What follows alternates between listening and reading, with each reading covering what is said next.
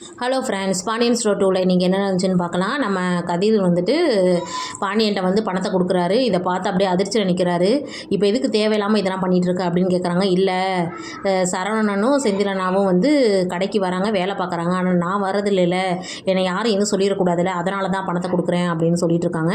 உன்னை சரவணன் டே ஏன்டா இப்படிலாம் பண்ணிட்டு இருக்க, பேசாமல் உள்ளே போடா அப்படின்னு சொல்கிறாங்க. இல்லைண்ணே, நான் பேசணும், நான் வெட்டியாக இருக்கேன் அப்படின்னு சொல்லிடக்கூடாதுல்ல, தண்டத்துக்கு சோறு போடுறேன் அப்படின்லாம். இப்போ நான் மட்டும் இல்லைல்ல, என்னை நம்பி ஒரு பொண்ணு இருக்கால, அவளுக்கும் எந்த மரியாதை குறைவும் வந்துடக்கூடாதுல்ல அப்படிங்கிற மாதிரி சொல்லிட்டு இருக்காங்க.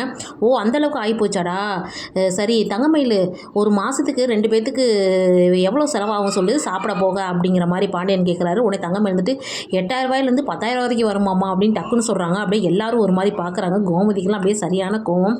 கேட்டியாடா, ரோசத்துக்கு அளவு இல்லை, ஆனால் வந்து எவ்வளோ ஆகுமோ அதை கொடுக்கணும் அப்படிங்கிற மாதிரி பாண்டியனும் பேசிடுறாரு.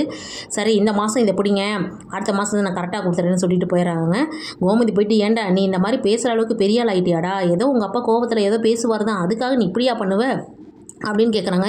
இல்லைம்மா, அவங்களாம் வந்து வேலைக்கு போகிறாங்க அப்பா கடைக்கு, ஆனால் நான் அப்படி பண்ணுறதில்ல. அது இல்லாமல் என்னை நம்பி வந்த பொண்ணுக்கும் மரியாதை குறைவு வந்துடக்கூடாதுல்ல, அவன் மானத்தை நான் தானே காப்பாற்றணும் அப்படிங்கிற மாதிரிலாம் பேசுகிறாங்க. இதெல்லாம் வந்து நம்ம ராஜி வெளியிலேருந்து கேட்டு சந்தோஷப்பட்டுட்டு இருக்கிறாங்க. ஆனால் என்னதான் இருந்தாலும் நீ பண்ணது தப்பு தாண்டா அப்படிங்கிற மாதிரி அவங்களும் சொல்லிட்டு இருக்காங்க. பார்க்கலாம் ராஜியையும் கதிரும் சேர்ந்துருவாங்களான்னு.